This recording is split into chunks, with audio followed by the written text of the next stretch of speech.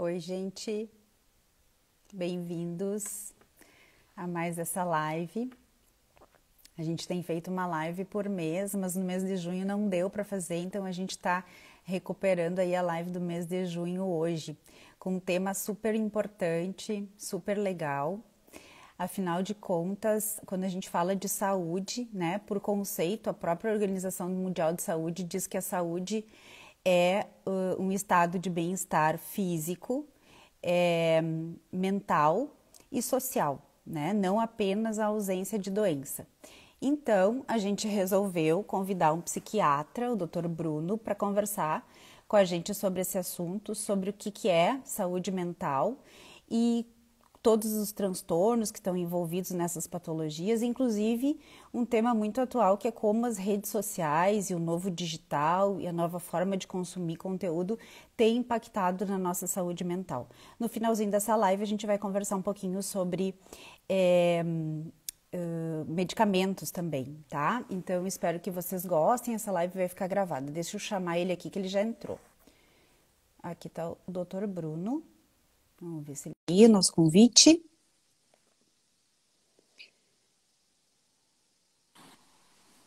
Oi, Bruno.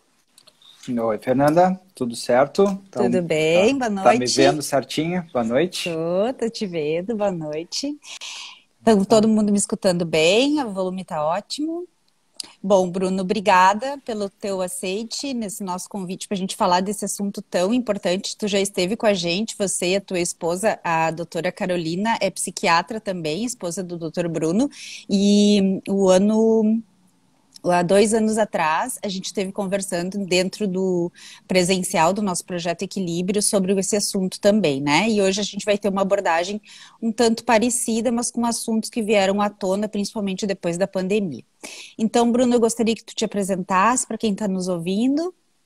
Então tá, pessoal. Então, obrigado, Fernanda, então, pelo convite, né? Novamente é um prazer estar conversando, né, com vocês, com os pacientes, com os ouvintes aí da rede social, né? É um tema muito importante, né? Saúde mental, principalmente no momento que a gente está vivendo agora de pandemia, né? Então, me apresentar, eu sou Bruno Guidolin.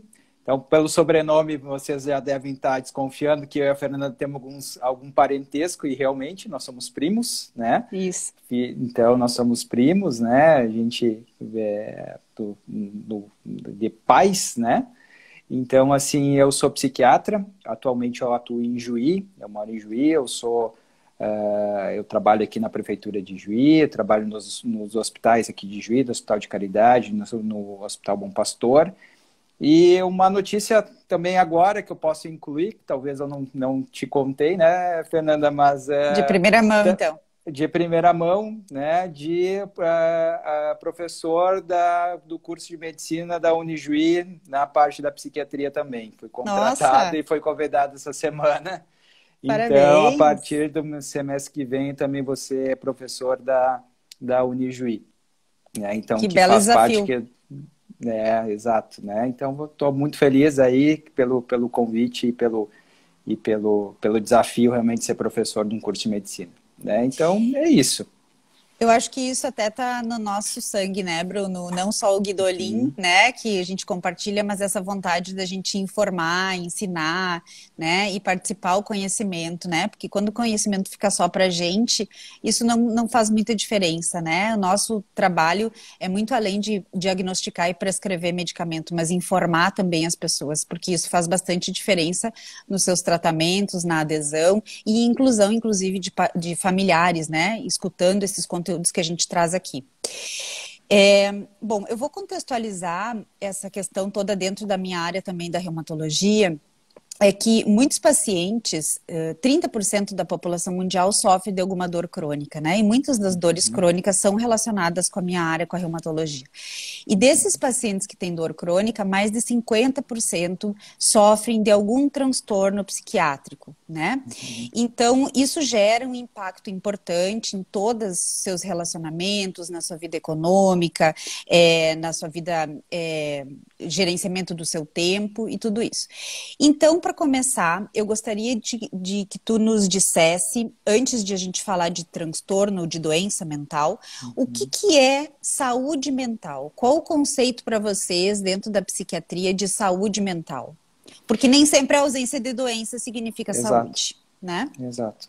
Então, a saúde mental realmente é cuidar da mente, né? Cuidar da sua mente. Eu acho que bem, como tu estava introduzindo o assunto, né, Fernanda, que a Organização Mundial de Saúde introduziu nesses últimos, né, o conceito de qualidade de vida, incluiu a saúde mental nesse conceito de qualidade de vida, né? Então, assim, a saúde mental realmente é cuidar da mente, cuidar, né, das vontades que tu tem, dos desejos, né, da situação de, bom, tu ter uma qualidade de vida, tu ter uma vontade em si, né, de poder cuidar bem da sua mente através da parte social, através da parte familiar, através da parte laboral, né, de trabalhar num lugar onde tu gosta, enfim, né, ter esses convívios sociais, né, e claro, a saúde física, a saúde espiritual, que também a gente vai conversar um pouquinho depois, né, fazem parte desse contexto todo, né.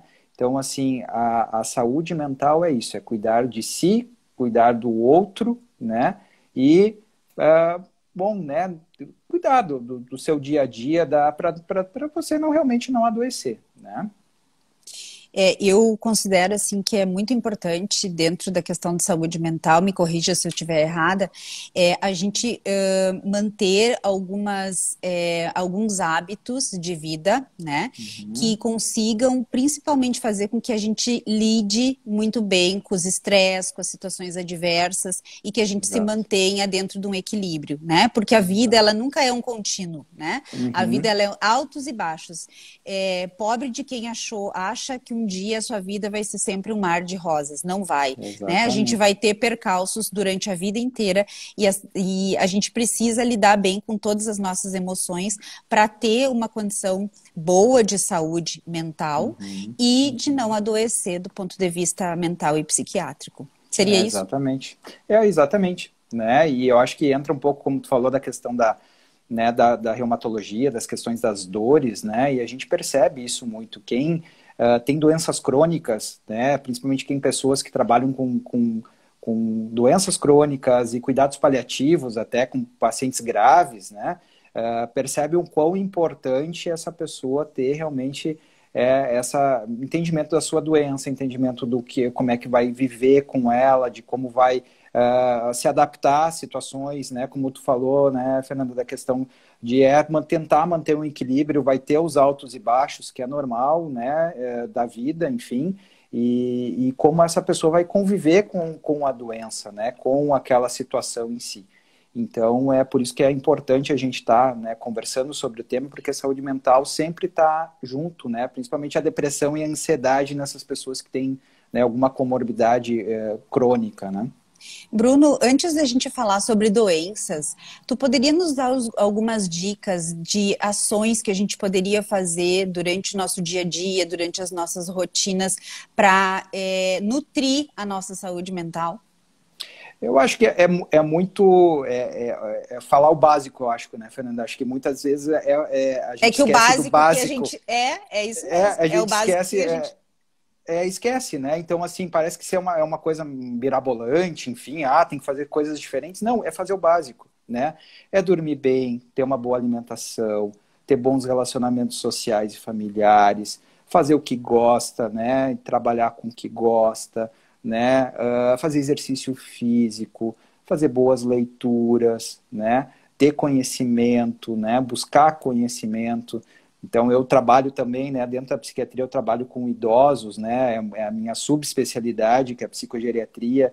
Então, assim, eu sempre incentivo as pessoas mais velhas, né, de meia idade, já se preparando para a terceira idade, doutor, será que eu vou esquecer, né, eu tenho demência de Alzheimer, que acho que é o maior medo de todas as pessoas, né, quando chega na terceira idade. Então, de fortalecer, de exercitar a mente, né, e é isso, né? É o básico mesmo, né? Então, verdade, de poder fazer isso. A gente precisa gerenciar, né, tudo isso na nossa vida, né? É uma questão de gerenciamento, de tempo para a gente poder fazer tudo isso e manter uma boa saúde mental. Voltando naquilo que a gente estava dizendo, é o equilíbrio, né? Exato. E tem uma coisa que faz parte de, pelo menos 1/3 da vida da gente, que é o nosso trabalho, né, Bruno? Então, eu Uhum. acho que o trabalho, ele não é só um meio de sustento, ele é uma forma de nos manter saudáveis mentalmente, né? Então, trabalhar com o que se gosta ou manter bons relacionamentos dentro do trabalho, eu acho que isso é uma coisa importantíssima. Então, a gente buscar um trabalho que nos mantenha bem, que nos dê Uhum. satisfação e não só a questão econômica. Isso é Com certeza. importante, né, pra gente. Com certeza, né? É aquela velha frase, né? Busque um trabalho que você ame, que você nunca vai ter que trabalhar nenhum dia, né? Então, assim, é mais ou menos isso. Claro que dentro do trabalho existem as relações pessoais, existem, né, as suas adversidades. A gente, né, trabalha com pessoas, a gente convive com pessoas e vai ter as suas divergências, enfim, como na sociedade no todo. Mas tem que buscar alguma coisa porque, né, 8 horas, como falou, né, Fernanda, 8 horas no trabalho, 8 horas dormindo e as outras 8 horas tu tem que, bom, fazer exercício, tu tem que conviver com a tua Gerenciar. família, tu tem que gerenciar, exatamente. Isso aí. E dentro disso tudo que você estava falando, inclusive com esses altos e baixos e tudo mais, é a gente tentar conviver com o contraditório, com as frustrações, né? Porque Uhum, isso vai fazer parte da nossa vida inteira. A gente nunca vai trabalhar dentro uhum, de um lugar que vai nos dar 100% de satisfação, a própria família não vai nos dar 100% de satisfação. Muitas vezes a gente tem que comer o que não nos dá 100% de satisfação, mas assim por diante, né? Lidar com esse exato. equilíbrio. Bom, então eu vou te perguntar o seguinte: quais seriam os principais sinais e sintomas que poderiam alertar que alguém possa estar tendo alguma doença ou algum transtorno mental? Eu acho que as principais, né, Fernanda, que eu acho que a gente vive nesse momento agora são os transtornos de humor, principalmente o transtorno depressivo e os transtornos ansiosos, né? Então, o transtorno de ansiedade generalizada e o transtorno de pânico, né? Então, assim, nesse momento que a gente vive em pandemia, a gente, né, a Carolina, que é a minha esposa, que também é psiquiatra, e a gente convive aqui num meio tanto da parte básica, trabalhando em CAPS, tanto da parte terciária, que é no hospital, né, trabalhando em emergência psiquiátrica e internação psiquiátrica, a gente percebeu nesses 2 últimos anos, né, principalmente nesse momento de pandemia, esse aumento de pessoas com transtorno depressivo, que chega muitas vezes a tentativas de suicídio, e o transtorno, né, de ansiedade, principalmente o transtorno de pânico, que chega na emergência muitas vezes, né, com um sufocamento, com tremores, com tonturas, enfim, aquela sensação de morte súbita, né, como se estivesse infartando, né. Então, da parte do humor, né, da parte da depressão, o que a gente observa, né, e principalmente as pessoas que estão perto dessa pessoa que está naquele sofrimento, então os familiares, colegas de trabalho, pai, mãe, filhos, né, que é uma mudança, né, não uma mudança repentina, que é uma mudança gradual desse humor mais para a parte depressiva, mais para a tristeza, né, então assim, não dorme muito bem, né? Ou dorme de menos ou dorme demais, ou come demais ou come de menos, fica triste, isolado, né? Não faz mais as atividades que gostava de fazer antes, né? Que isso é uma das principais né, sinais que a família tem que observar. Então, né? Claro, a gente está com algumas limitações nessa parte social, mas assim não, gostava de correr, gostava de participar de conversas, enfim, né? Então, sinais são importantes para a questão da depressão. E aí, claro, procurar um profissional que possa diagnosticar de uma maneira correta. Mas, assim, é uma mudança de gradual e sempre para a parte, né, mais depressiva do humor nas últimas 2 semanas, pelo menos, né? E com uma piora e um isolamento dessa pessoa. Então, esses são os sinais mais para depressão, né? Para a parte da ansiedade, então, assim, ficar nervoso em situações cotidianas que antes não ficava, sinais do corpo mesmo, né? Então, como eu falei, que a tontura, taquicardia, que é o coração acelerar demais, né? A parte taquipneia, que é ficar, né, respirando rápido, e isso, né, o corpo também responde de uma maneira, porque nós precisamos de oxigênio, né, para gerir o nosso corpo todo, né? Então, se a gente respira muito rápido, né, a gente não coloca oxigênio, né, da maneira correta para dentro do corpo, e aí a gente começa com sintomas físicos, que é tontura, formigamento, né, muitas vezes desmaio da pessoa, né? E e o transtorno de ansiedade pode ser por situações que a pessoa tenha, sei lá, né, um convívio, uma briga, uma situação do dia a dia que pode causar esses sintomas, ou não tem uma necessidade de ter um gatilho, que a gente chama, né, para causar esses sintomas. Então, o que a gente orienta para as famílias, para as pessoas, assim, né, de que tem alguém que está, né, assim, é de procurar, claro, algum profissional da saúde, um psicólogo, um psiquiatra, ou propriamente seu clínico, né, o seu médico de referência, para poder fazer esse diagnóstico diferencial daqui a pouco, que não necessariamente seja um transtorno depressivo, seja um transtorno ansioso, mas porque essa pessoa está passando por alguma situação naquele momento e só conversando, daqui a pouco a pessoa pode se acalmar, né, pode entender um pouquinho o que está passando por ela, né. Então, a gente percebe isso, que pela pandemia, esses dois transtornos, né, essas duas patologias, têm aumentado, principalmente o transtorno depressivo e o transtorno ansioso. Tu tocou num assunto, num ponto que eu acho bastante importante, que é o seguinte. Eu acho que essa comparação do que era o que a pessoa era antes e mudou é muito importante, porque uma coisa é personalidade, né? Tem gente que nasce ansioso, né? Nasce até Sim. antes do tempo. E tem gente que, ao contrário, sempre teve um certo embotamento, sempre foi mais tristonho, e isso é uma questão de personalidade, né? Então, essa é talvez a grande diferença que chama a atenção do que é doença e o que é uma tristeza, né? Porque tristeza todos nós vamos ter na vida, né? Exato. Fases ansiosas todos nós vamos ter na vida. Então, talvez essa complete para mim se é isso mesmo. Eu gosto, Fernanda, quando a gente deu a palestra há 2 anos atrás, né, em Santa Rosa, eu fiz essa comparação realmente, o que era tristeza e o que era depressão. Fala para né? nós de novo, que eu achei o máximo e muitos pacientes adoraram. Pois então, né, eu dei um exemplo meu pessoal, né, que agora eu já perdi já as contas, eu mas acho que uns foi 4... 2018 essa 2018? Pois é, 2018, né? Final de 2018. Bom, pois é, Fernando, que estranho tu lembrar isso também, né? Bom, em 2018 me bateu uma tristeza muito grande, né? No final do ano, assim, eu fiquei muito triste, realmente chorei, perdi algumas noites de sono, né? Fiquei bem chateado, incomodado com aquela situação, que me atrapalhou um pouco, alguns dias ali da minha semana. Enfim, mas passou. Fiquei ali 2, 3 dias um pouco mal com aquela situação e tal. E, bom, mas passou, né? E aí, né, acho que a maioria da metade do Rio Grande do Sul ficou da mesma sensação que eu naquele momento.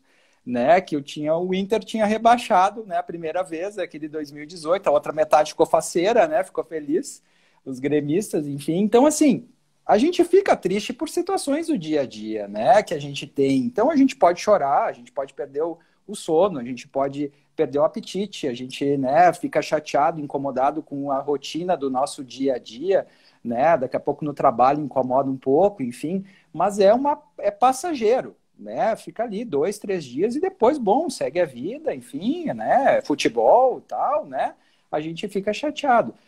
Isso é tristeza, né, é um sentimento, né, eu gosto muito de dar o exemplo, e é um filme muito lúdico e muito, muito legal para explicar as emoções, né, que é o Divertidamente, que é um filme da Pixar, que fala da maneira bem lúdica, parece ser um filme infantil, mas eu acho que é muito mais para os adultos entenderem ali, explicarem até para os seus filhos como funcionam os sentimentos.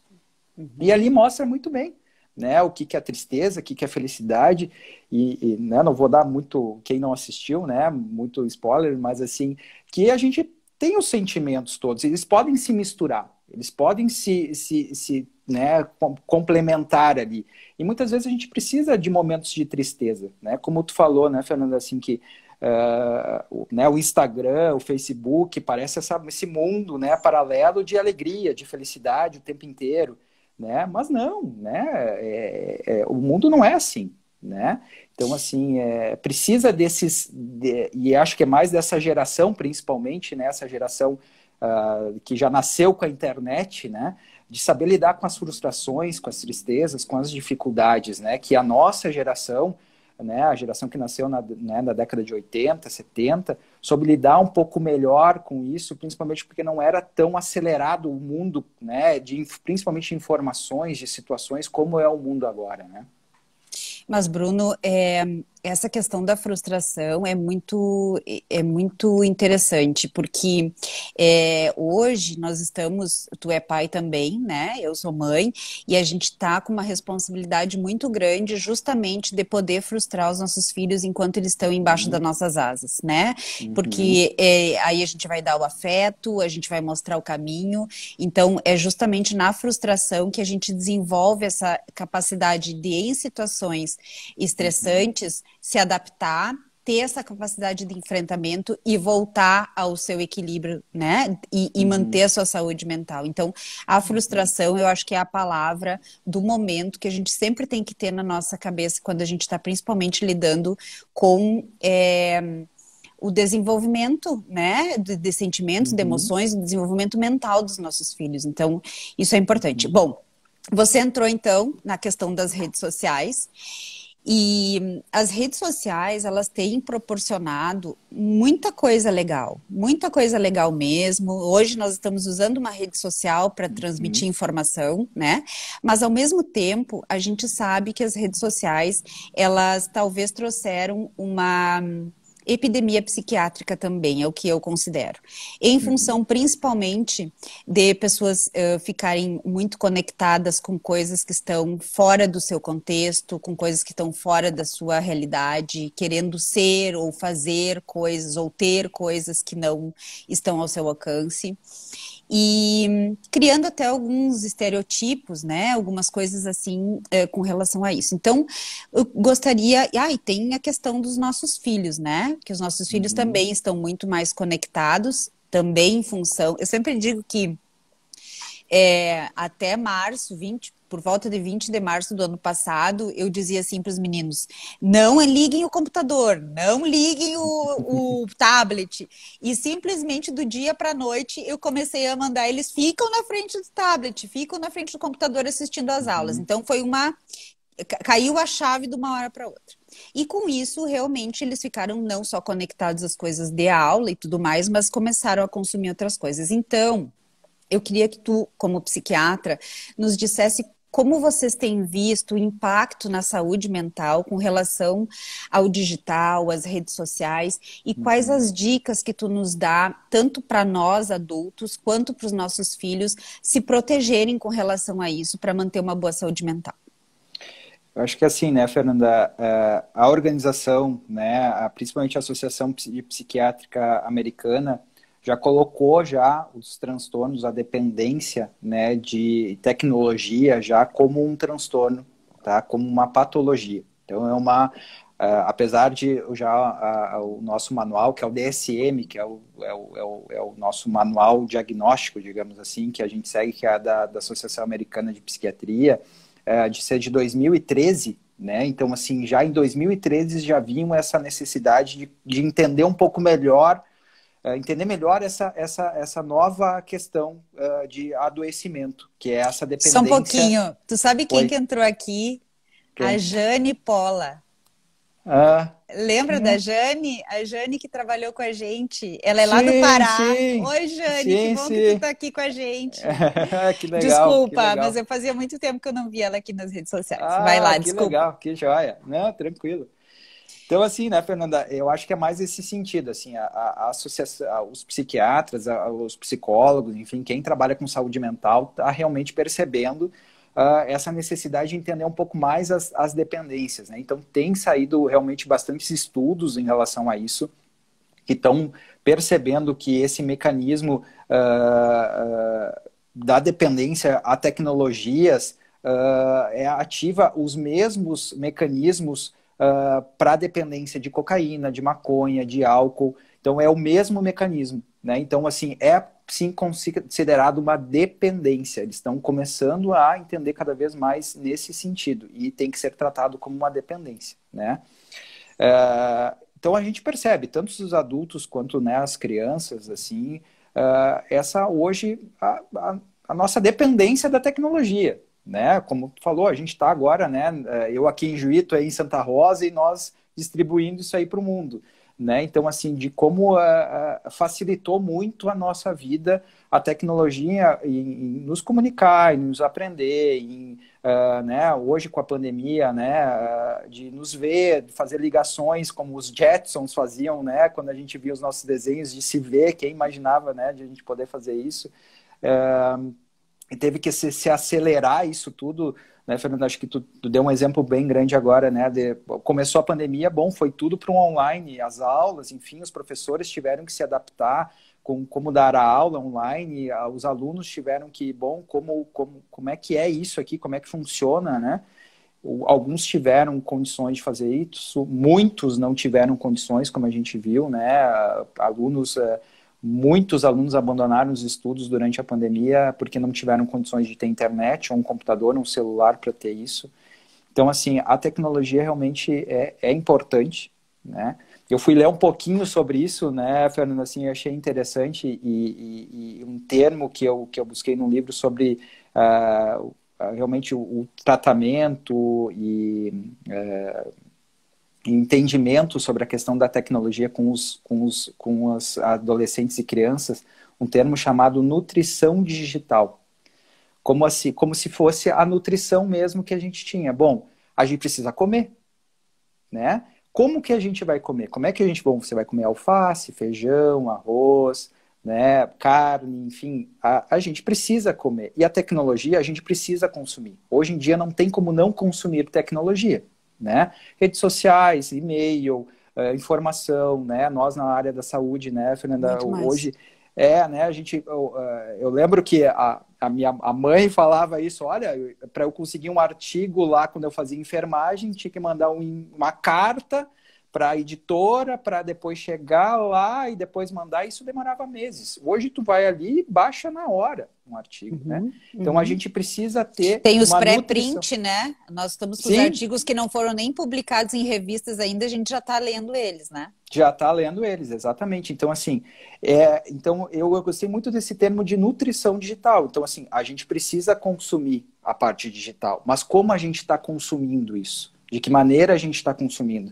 Então, a mesma coisa da nossa parte da alimentação. Bom, se tu comer só fast food, tu vai ficar ruim, tu vai ficar mal, tu vai ter uma saúde ruim, né? Então, assim, a gente tem que consumir a parte digital de uma maneira consciente, de como a gente pode administrar o nosso tempo com a parte digital, né? E dividir, como a gente está falando desde o começo da parte do equilíbrio, de ter um equilíbrio nisso, de, bom, eu preciso do digital para o meu trabalho, para o meu conhecimento, para as minhas relações pessoais, mas quanto tempo disso está fazendo? E dos adolescentes, das crianças, entra aí principalmente a questão dos jogos, que alguns adultos também entram nisso, né? A dependência dos jogos, de que maneira os jogos tomam muito tempo dessas crianças, desses adolescentes e até desses adultos, e deixam de fazer outras atividades, né? Então, assim, de exercício físico, de uma boa alimentação, de relacionamentos, né, com a família, com os amigos, né,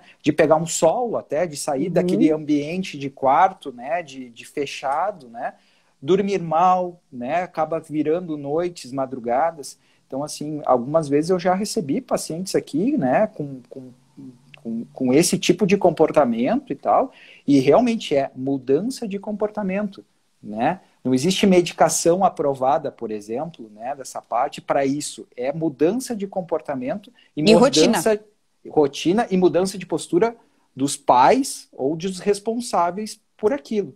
Né? Então, tu assim, sabe que às vezes eu vejo alguns pais, né, dizendo assim: ô meu filho, larga o celular, larga o celular. Aí 2 minutos depois está todo mundo na mesa, assim, né? Os pais conectados e, quer dizer, o comando para o filho foi um, e há pouco tempo, quer dizer, e normalmente não são coisas importantes, são coisas de rede Sim. social, de Facebook e tudo mais. Para Então, deixar para depois, né? mas é mais ou menos aquela frase máxima, né? Que os filhos não fazem o que os pais normalmente solicitam para fazer. Eles fazem aquilo que os pais fazem, são os exemplos, né? Então, dentro do digital e da questão do consumo também é uma coisa bem importante, né, Bruno? E tu falou dessa questão do... É nutrição tecnológica, né, que tu falou? Nutrição digital. Nutrição digital. E tem um outro termo que surgiu agora há pouco também, eu não sei se você já leu sobre isso, provavelmente sim, que é a questão do FOMO, a síndrome FOMO, né? Que é o Fear of Missing Out, que significa aquele medo das pessoas terem de ficarem fora do que está acontecendo. Exato. Então, elas têm essa necessidade de consumir informação, porque esse medo de alguma coisa estar acontecendo no mundo e elas não estarem sabendo, gera uma ansiedade, gera uma irritabilidade, gera uma série de coisas, né? Então, isso normalmente também acontece dentro dos 18 aos 30 e poucos anos, né? Nessa geração. Isso. Então, são coisas que essa nova forma de viver trouxe essas possibilidades novas, né? Mas também trouxe alguns problemas, como tudo, né? Então, a gente tem que conviver com relação a isso. Tu sabe que eu estava lembrando hoje, quando eu estava pensando no que conversar contigo sobre a questão das redes sociais, e eu lembrei que o ano passado, aqui em Santa Rosa, teve o Musicanto, tá? Que é um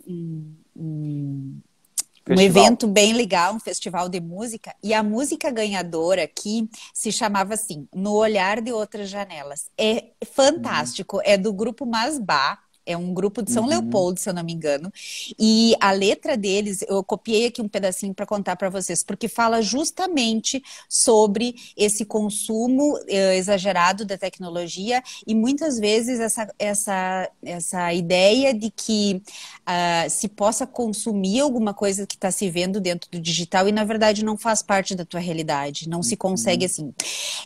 No Olhar de Outras Janelas, inicia com a letra da seguinte forma. Um olhar mirando nada, tendendo num poço fundo, vida cruzando na estrada e ele olhando outro mundo. E nada... desculpa, só um pouquinho. Ele olhando outro mundo. Viu nada e diz que é tudo. Ergue e torna para dentro, consegue vencer castelos, mas não ganha sentimento. Não consegue momentos que mudariam sua vida e sua alma fantasia o que jamais será realidade. Se vocês puderem, tem no YouTube essa música, é maravilhoso, porque fala justamente, muitas vezes, do que o digital dá para as pessoas, né? Uma realidade que não é possível. Isso gera também bastante ansiedade e abala muito a saúde mental, né, Bruno? Com certeza, né? A gente vê isso, essa questão de querer saber tudo, informar, até nós mesmos, né, Fernanda? Um dia eu me peguei nisso, assim, eu tenho um grupo no WhatsApp que é só de colegas psiquiatras e que a gente fica se trocando o artigo o tempo inteiro. E eu achava, tipo, não, eu tenho que ler isso aqui, não, eu tenho que me informar sobre isso, não, eu tenho que ler. E, assim, era um absurdo, de 30 a 40 artigos por semana, assim. Tipo, não tenho tempo para isso tudo, né? Então, assim, de a gente mesmo como poder se controlar e poder entender qual é o momento para certas coisas, né? E ouvindo a música também, né, Fernando, me veio muito, assim, de, tipo, de ver, assim, das pessoas pararem e admirarem realmente o que está passando nos seus olhos, né? Então, assim, tem muitas fotos, aqueles memes de YouTube, de Instagram, de Facebook, que é todo mundo filmando o show. Não. E tu não tá olhando o show, tu tá Nada. filmando o show, tu tá no show e tá filmando o show. Né? Isso então, sempre assim, achei absurdo. toda hora, tipo, admire, viva aquele momento, né? Grave na sua memória, não precisa gravar no celular, grave na sua memória aquele momento, que o tempo inteiro tem que te estar... Não, faça a memória fotográfica mesmo, né? Grave aquele momento carinhoso com seu filho, com um show e tal, e viva aquilo, né? E essa fixação daquele sentimento bom daquele momento que tu teve, né? Aquela Uhum, coisa uhum, legal. Sem dúvida, essa música fala muito da questão que a gente, talvez o digital trouxe pra gente pessoas de longe, mais perto, mas muitas vezes nos afastou de quem está realmente do nosso lado e mais perto, uhum, né? uhum, E com relação a essa questão que muitas pessoas deram uma pirada mesmo durante essa pandemia, a gente teve muito tempo, né, Bruno, de se confrontar com com o nosso eu, né?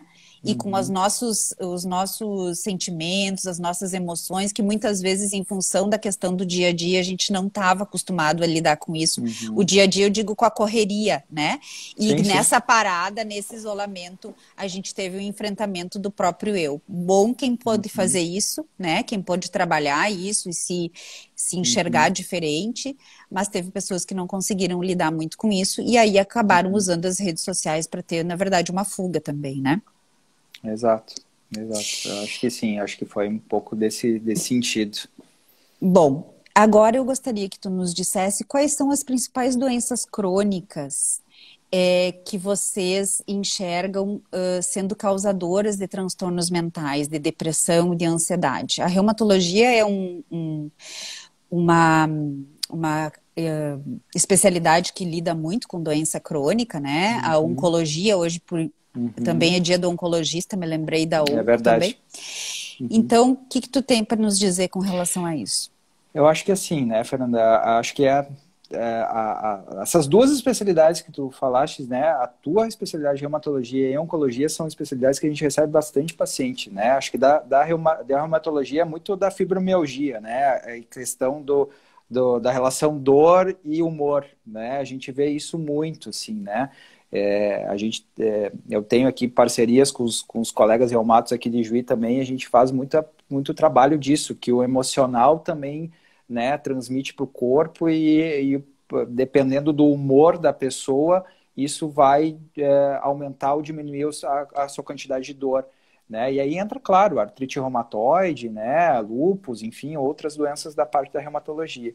E da parte da oncologia, até a gente tem aqui um centro aqui em Juí, que é o CACOM, que é o Centro, né, de Atendimento aos Pacientes em Oncologia aqui da região, né, é muito forte aqui. Até a gente vai começar dentro da residência médica que nós temos aqui no Hospital de Caridade de Juí, um ambulatório de psico-oncologia, né, então de alguns pacientes que têm uma demanda mais da parte da psiquiatria, que estão em tratamento no CACOM, a gente vai fazer esse atendimento um pouquinho mais direcionado à parte da psiquiatria e um cuidado, né? Então, assim, os pacientes que têm câncer, os pacientes que têm doenças, né, reumatológicas, cardiológicas, endocrinológicas também, né, problemas com tireoide, principalmente, que podem alterar e quando está alterado a sua tireoide pode causar problemas como depressão, né, principalmente, problemas de humor, né? Então, é muito relacionado a isso. Assim, a depressão ainda é a patologia que a gente mais tem demanda, que a gente tem mais números, que mais... e tu, como perita, também sabe disso, né, Fernanda? Que mais tira as pessoas do seu trabalho, da sua parte laboral também, né? Então, assim, essa relação da doença, né, clínica com a doença mental está realmente bem direcionado à depressão mais, né? Claro que a gente tem outras patologias dentro da psiquiatria, como a bipolaridade, como a esquizofrenia, como transtornos alimentares, né, como a anorexia e bulimia, principalmente em adultos, né, adultos jovens, né, e adolescentes. Então a gente tem uma gama de patologias que pode estar relacionado às doenças crônicas, né? Tu Mas tá dentro escutando o barulho do meu cachorro aqui? tô um pouquinho, tá? Dá para escutar, mas é Eu normal. tenho, para quem não sabe, eu tenho um gato e um cachorro. Eles resolveram brigar aqui no meio da sala. Mas É normal. tudo bem, Isso faz faz, parte da isso, vida. isso é a vida real, né, É Fernanda? vida real. Eu vim para o consultório porque eu imaginei que lá em casa ia estar o Aue com o Martim. Então, assim, eu vim para o consultório para ter essa tranquilidade aqui. É isso aí. Bom, é isso mesmo. A questão da fibromialgia, ela tem muito a ver com dor, com questão de humor, né? E é muito importante a gente cuidar da saúde mental dos pacientes que têm doenças crônicas, porque realmente impacta muito em todas as áreas da sua vida, né? Então, essa relação nossa com a psiquiatria é muito importante. E mais do que isso, Bruno, esses dias até uma colega minha, reumato, fez uma live com uma psiquiatra falando bastante disso. É, é, é o médico psiquiatra que tem que avaliar esse doente, né? Na verdade, muitas vezes esse trabalho conjunto da reumato com a psiquiatria é muito importante e nós, reumatologistas, a gente conhece psiquiatria da faculdade, a gente não é especialista nisso. Existe um especialista para cuidar dos transtornos mentais e vocês exercem um papel fundamental junto com a gente. Então, não é só prescrever um remédio, né? Um antidepressivo, um ansiolítico, é muito mais do que isso, né? Até Com porque certeza. depressão e ansiedade são as maiores doenças, mas existem muito mais, né? Claro. A quantidade de doenças psiquiátricas são enormes e cada doença tem um tratamento diferenciado.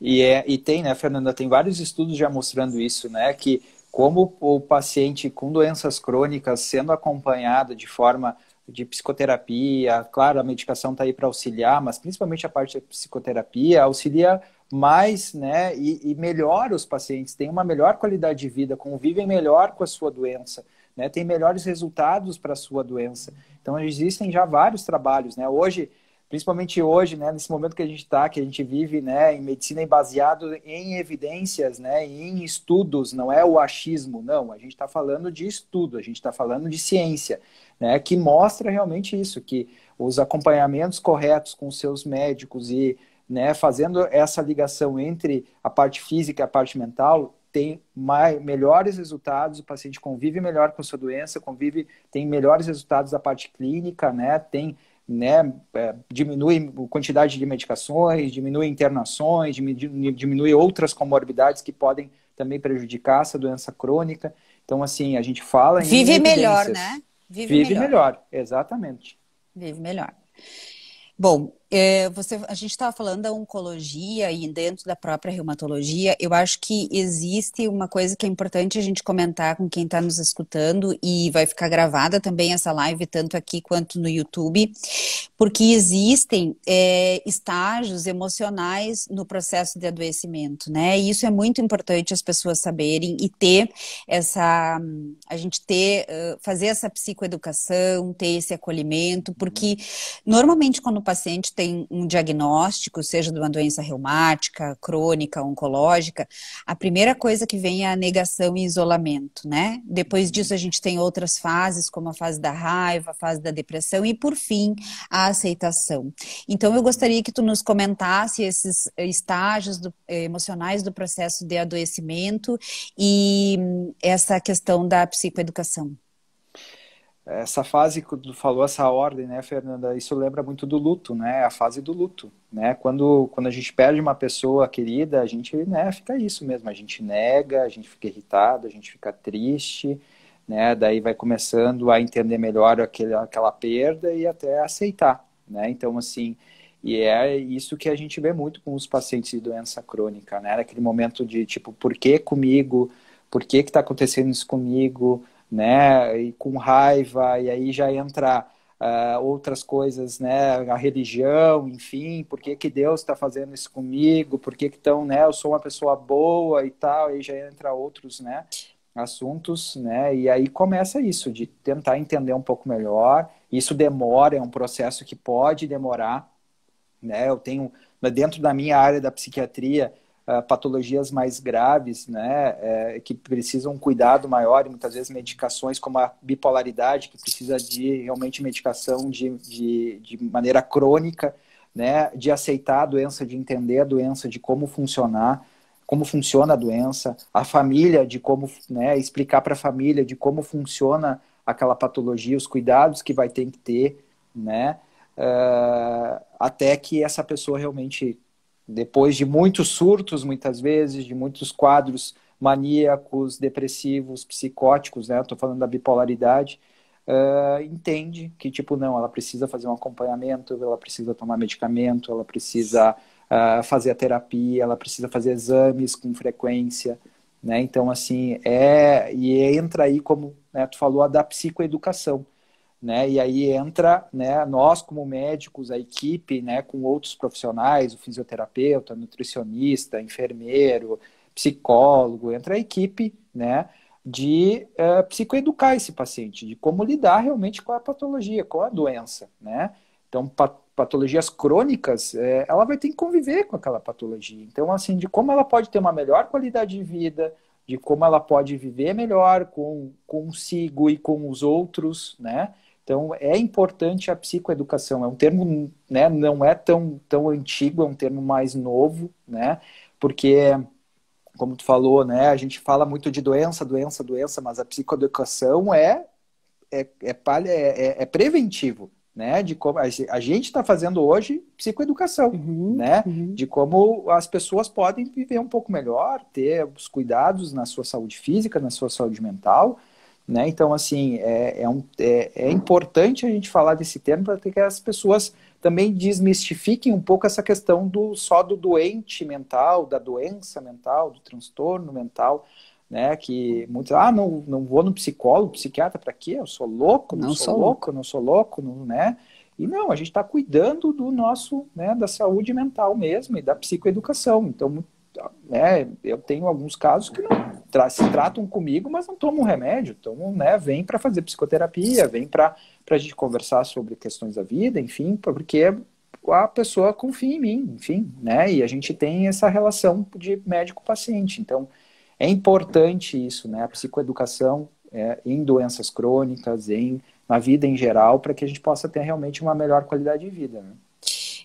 Tu sabe que talvez eu sempre enxergo, quando eu trato ou diagnostico fibromialgia, uma das coisas que os pacientes mais querem é ver o exame, né? Que exame mostra que eu tenho, né? E dentro, talvez, dos transtornos mentais, esse talvez seja só um pouquinho que eu vou pedir para eles pararem aqui.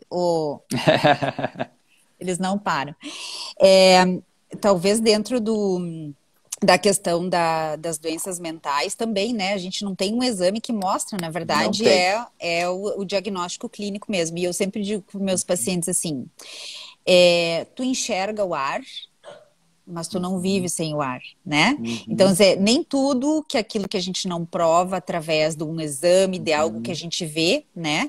A gente... E aí vem muito a questão da família, né? Da família participar disso tudo, porque o paciente está sentindo alguma coisa, seja dor, seja tristeza, seja ansiedade, seja irritabilidade, e muitas vezes a família também não consegue entender, porque ela não enxerga aquilo e não enxerga um exame, né?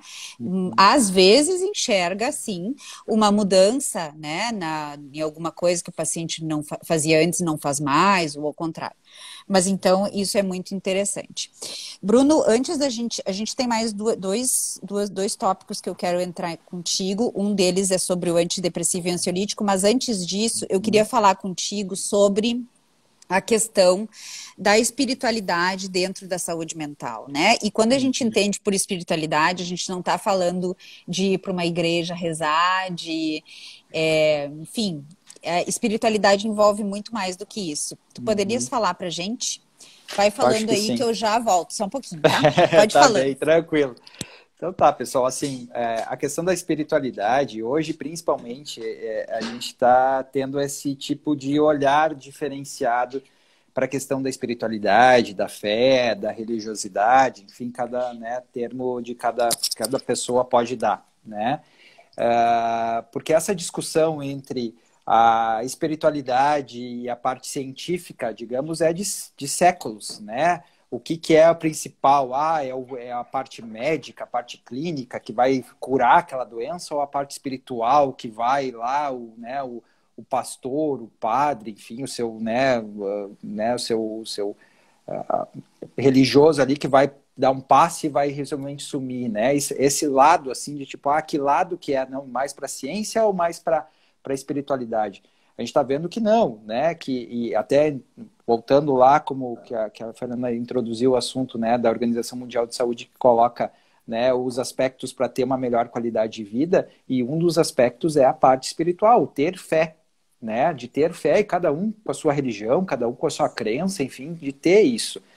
E aí, hoje também os psiquiatras tomaram um pouco conta dessa área. Hoje tem um grupo dentro até da Sociedade Brasileira de Psiquiatria e um grupo lá no Hospital de Clínicas que estuda a relação das doenças crônicas e doenças psiquiátricas com a fé, né, com a espiritualidade. Então, a parte é psiquiatria e espiritualidade, né? E recentemente teve uma live na Associação Brasileira de Psiquiatria sobre esse tema, né? E aí entra na questão dos 4 pilares que eu falei para vocês. Então, assim, ter a parte física, mental, social e espiritual. Então, assim, de nós termos essa parte espiritual bem, cada um com a sua crença, né? Bem estabelecida. E já tem vários estudos também mostrando isso, de pessoas que têm patologias crônicas, que têm uma certa fé, que têm uma certa espiritualidade, que têm certa religiosidade e tal, lida muito melhor com a sua doença, com a sua patologia, né? Questões de crenças de morte, enfim, lidam muito melhor com isso, né? Conseguem lidar melhor com isso. E eu achei uma fala de um colega que estuda a espiritualidade na psiquiatria bem interessante, assim, que ele falou assim que não necessariamente, principalmente em jovens, adolescentes, que a gente vê que percebe que essa geração não tem dado muita importância, digamos, para esse lado desse pilar, mas se os pais, né, lidam bem com isso, ou, né, têm a sua fé, ou mostram isso, eles têm menos tendência a ter problemas também, né? Então é a família, né? Já se tem a família desestruturada nessa parte de espiritualidade, aí todo mundo tá mal. Ferrado. Mas quando tem o pai, a mãe, tem a família voltado à espiritualidade, e a gente sabe muito bem, né, Fernanda, na nossa família, principalmente nossos avós, nossos tios, né, são lidos, não que a gente tem a nossa, né, nós somos católicos, a gente tem a nossa crença, nossa fé, nossa espiritualidade, enfim, mas não somos tão, né, ferrenhos assim, tão Quanto eles atuantes, digamos, quanto eles eram, né, quando tinham a nossa idade, né, de ir na missa, enfim, né. Então tem a nossa avó Hilda aí, que sempre nos abençoa e reza para a gente todos os dias, né, para a gente seguir a vida. Então é importante isso, de a gente ter, né, essa crença, essa fé, essa espiritualidade. E isso é uma coisa que os colegas falavam muito, assim, de também assim, respeitar isso, de cada um na sua área, né? Eu acho que isso cada vez mais os pastores, os padres, enfim, os líderes espirituais, aí, religiosos, têm respeitado isso de tipo assim, não, isso aqui é com doutora, com a doutora, né? Nós vamos lidar com a sua fé, a sua espiritualidade, né, para se energizar, enfim, né, o tratamento, o remédio, enfim, como vai ser lidado, isso é com o doutor e com a doutora. E até uma coisa que eu achei bem interessante, que a Associação de Psiquiatria Americana, que eles falaram, recomenda isso, que o médico, quando tem, né, um líder religioso, enfim, que essa pessoa crê, ouve e tal, o médico entra em contato com esse líder religioso também, de poder os dois se comunicarem e ajudar aquela pessoa, aquele paciente que está em sofrimento por uma doença crônica, oncológica, uma doença terminal, muitas vezes, né? Para os dois poderem ajudar cada um na sua área, né? Então, por isso que esses 4 pilares é muito importante na nossa vida: físico, mental, social e espiritual. Tu sabes que nos nossos últimos congressos, tanto brasileiro quanto europeu de reumato, isso tem sido tema, né? Tema de abordar a questão da espiritualidade no consultório médico. E quando a gente diz abordar, a gente não está querendo mandar ninguém para a igreja, nada disso, mas é entender no que o paciente acredita, onde que ele está focado dentro dessa questão espiritual.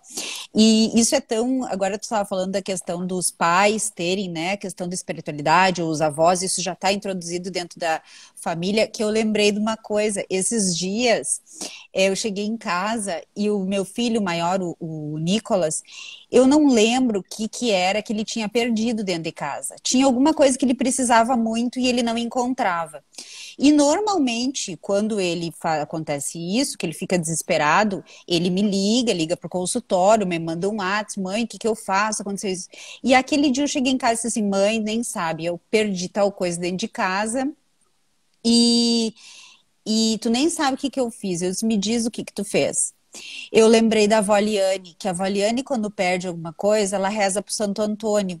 E eu comecei a rezar para o Santo Antônio, e não é que eu achei o tal do negócio, e ele contou aquilo com uma grandeza, e eu achei muito interessante, porque ele lidou com a frustração de perder, ele encontrou mecanismos através da espiritualidade que a avó trouxe para ele, como exemplo, encontrou mecanismos e resolveu o problema que ele tinha, né? Exato, Se foi ou não exato. foi o Santo Antônio, eu não sei, mas para ele, aquilo lá foi muito importante, né? Claro, com Então, a certeza. partir dali, o vô e a avó trouxeram um Santo Antônio. Hoje ele tem um Santo Antônio dentro do quarto dele. Mas eu trouxe isso, exemplo, porque isso é uma fortaleza também, né? Quem tem alguma espiritualidade... A Aline agora lembrou que uma vez ela também, quando criança, perdeu alguma coisa e ela foi rezar para o Santo Antônio e ela voltou dizendo assim, olha, o Santo Antônio mandou dizer que só vou achar amanhã. Alguma coisa nesse sentido. Então, é isso. Eu acho que essa questão da espiritualidade é uma coisa que a medicina ainda levou como um tabu por um tempo. Hoje a gente está muito mais próximo dessa questão, assim como a questão religiosa também está mais próximo dos médicos, e a gente está fazendo o que a gente sempre tem que ter, né? Equilíbrio e conversar. Eu acho que a questão da comunicação, de entender o que o paciente entende como espiritualidade, aonde que está essa fortaleza dele, é uma coisa importantíssima. Bruno, nós temos 3 minutinhos ainda, e eu preciso te perguntar o seguinte. Todos os antidepressivos e os ansiolíticos são iguais? Quando indicá-los? Porque muitas vezes os pacientes dizem assim, não, doutora, me troca porque isso aqui está muito caro, me dá um outro, né? Eu quero um mais barato. Quer dizer, é tudo igual, por que tu não pode trocar? Como é que é? Nos dá uma visão geral aí de como vocês entendem isso. Não é tudo igual, tá? Claro, a gente tem os antidepressivos, né, e os ansiolíticos são 2 classes diferentes.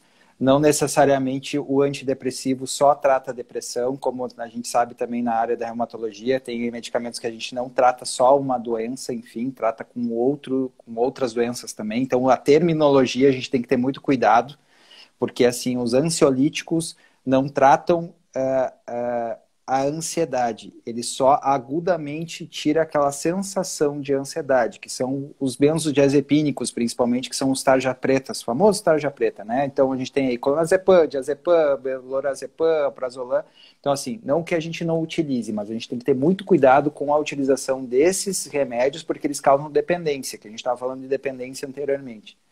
Os antidepressivos também, existem várias, dentro da classe antidepressiva, existem vários medicamentos que a gente utiliza e escolhe o melhor perfil do antidepressivo para a queixa do paciente e para as patologias, enfim, que o paciente possa apresentar. Por quê?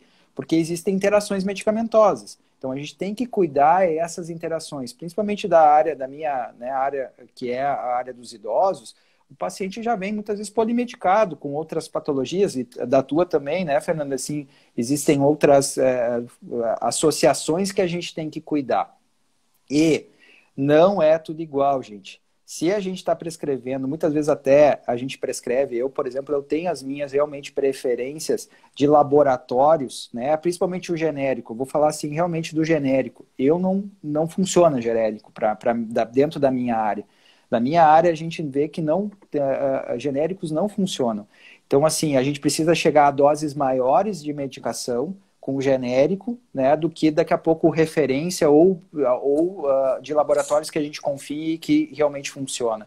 Então, assim, não é tudo igual, tá, gente? Então, assim, tem que ter esse cuidado. Se a gente está prescrevendo aquela medicação, daquela marca, daquele laboratório, daquela dosagem, é porque a gente já tem uma experiência, já tem os nossos resultados que são positivos, né?